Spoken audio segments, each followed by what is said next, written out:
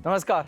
हमारे जो रेगुलर दर्शक हैं वो तो इस बात को जानते हैं कि कौन से वो इंटरेक्शंस हैं जिनको करने में मुझे सबसे मज़ा आता है या आपको सुनने में ज़्यादा मज़ा आता है। जी हाँ, हम बात कर रहे हैं शशांक श्रीवास्तव जी की और इस वक्त हमारे साथ मौजूद हैं क्योंकि मारुति की गाड़ियाँ ना आप कुछ भी कर लीजिए सुर्खियों में हमेशा बनी रहती है। लेकिन एक बड़ी परेशानी की बात भी आपके लिए क्योंकि आप पे निगाहें हमेशा रहती हैं। जी। फिर वो चाहे सेफ्टी के मुतल्लिक हो, फिर वो चाहे गाड़ी के मुतल्लिक हो, फिर वो चाहे फ्यूल एफिशिएंसी को लेकर हो। तो ये सारे पैरामीटर्स लोग मानकर चलते हैं कि मारुति सुजुकी की गाड़ियों में मिलेंगे और अब जो नई गाड़ी आ रही है वो है फ्रॉन्क्स। तो सीधे आप ही से जान लेते हैं कि इस फ्रॉन्क्स में वो क्या ऐसा है जो कि हमारे दर्शक बोलें कि जो बलेनो में नहीं मिला, जो विटारा में नहीं मिला, वो फ्रॉन्क्स में मिलेगा। जी देखिए फ्रॉन्क्स सबसे पहले तो मैं ये अर्ज़ करना चाहूँगा कि फ्रॉन्क्स जो है एक कॉम्पैक्ट एसयूवी स्पेस में है।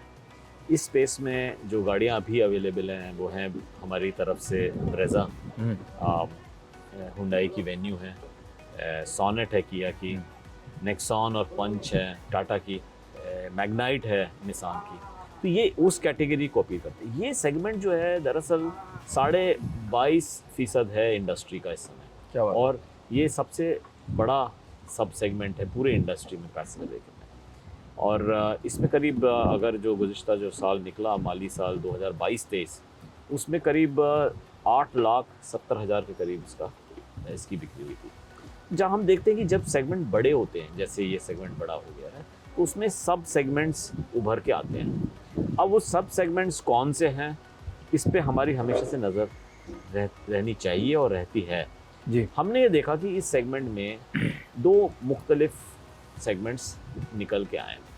एक तो है अर्बन लाइफस्टाइल, थोड़ा एक नीश सेगमेंट जिसमें थार जैसे गाड़ी है उसमें, और उसके लिए हमने एक जिम्नी गाड़ी उतारी है। उसके लिए वो ऑफ रोडिंग के लिए बड़ी अच्छी गाड़ी है, मशहूर गाड़ी है और बहुत उम्दा गाड़ी है और ज़रूर हमारे मुल्क में उसकी बहुत मकबूलियत होगी, इसमें कोई दो राय नहीं है।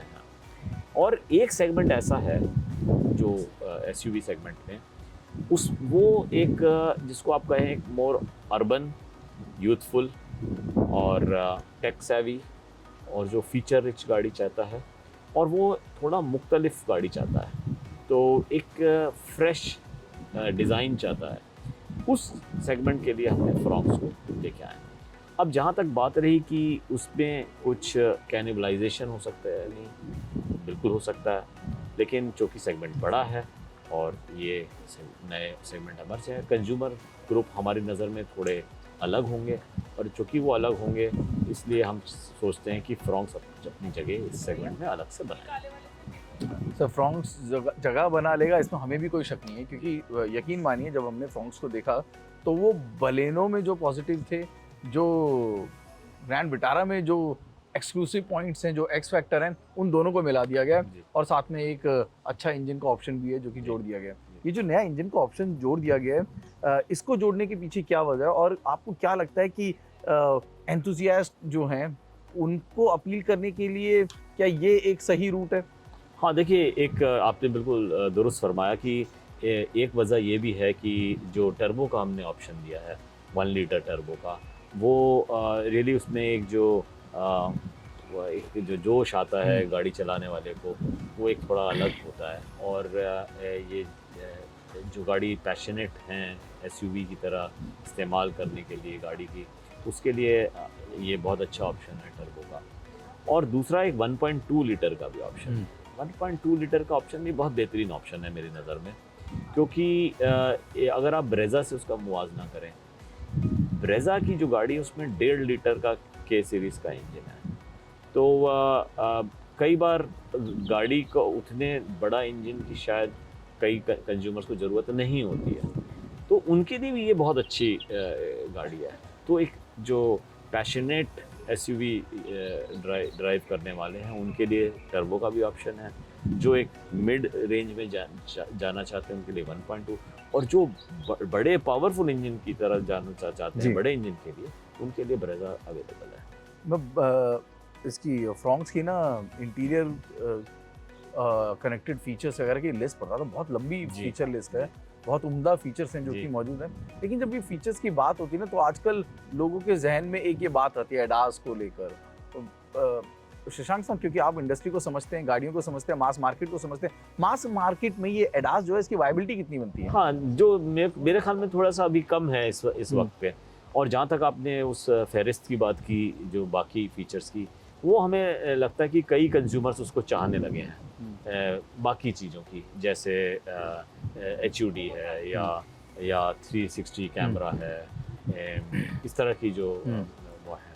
तो अलग अलग कंज्यूमर की चाहत अलग अलग होती है, लेकिन आज की कंज्यूमर्स कुछ स्पेशली जो मैंने आपको जिक्र किया और जिसको बयां किया मैंने कि किस तरह का कंज्यूमर होगा फ्रॉन्क्स का, वो एक अपनी गाड़ी में जो फेरिस्त आप बोल रहे हैं उसकी फीचर्स की, वो तवील चाहता है।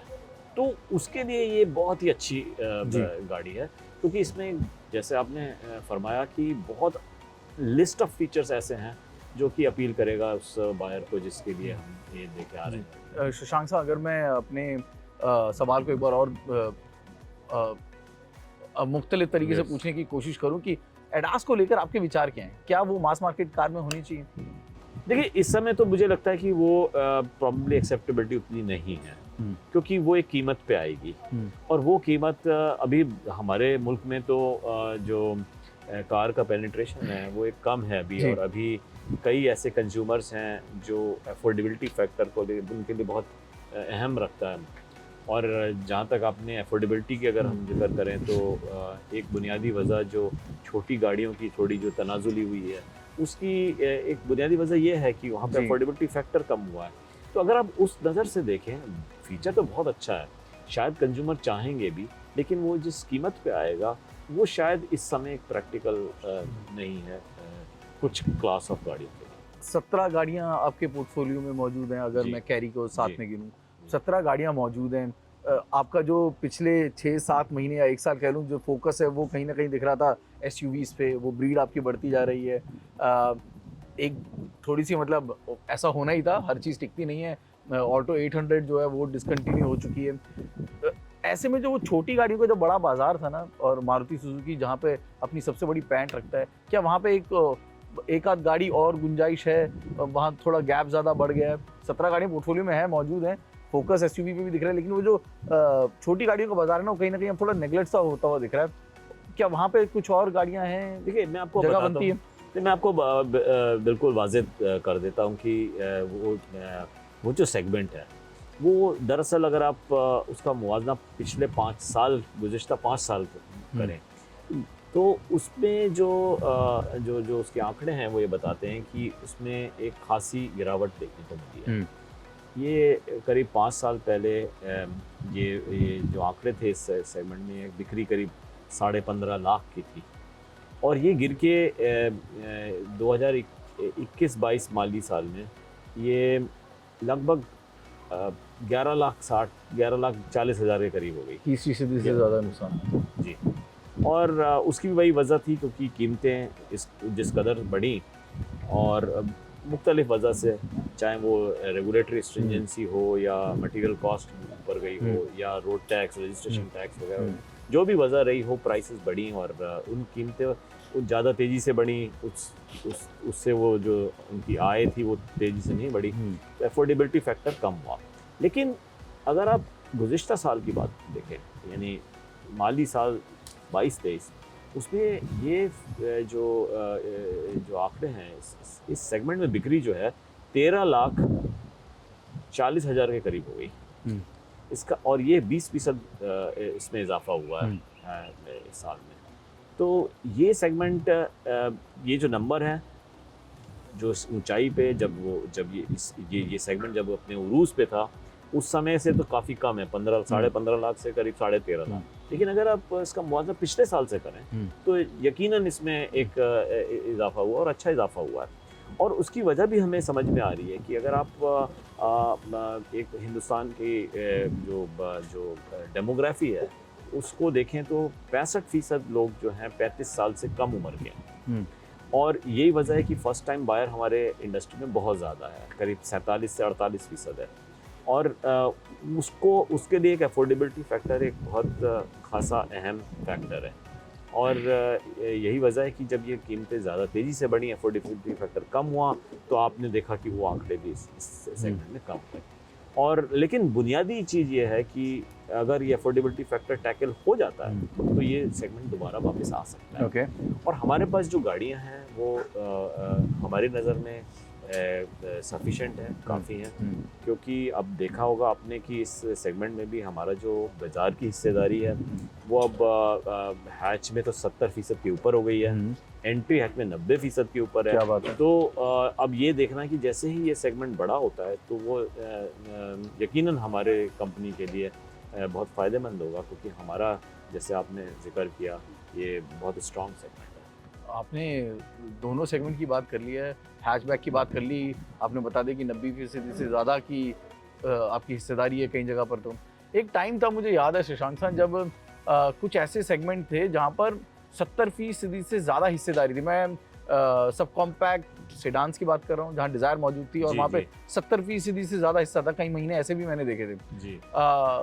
वहाँ पर शियाज भी मौजूद है, और वो जो सेगमेंट है उस सेगमेंट में कई सारी नई गाड़ियाँ भी आ गई हैं जी। और अभी जब नई गाड़ियाँ आई हैं, Hyundai की तरफ से नई गाड़ियाँ आई, उससे पहले Volkswagen और Skoda ने उस मार्केट को उभारा, तो ना लोग बड़े सवाल पूछने लगे सर, और वो कहने लगे कि इनमें से गाड़ी ले लें कि फिर इंतजार करें मारुति की शियाज का। जी, देखिए सियाज तो अभी हमारी गाड़ी है हाँ, और अच्छा परफॉर्म कर रही है।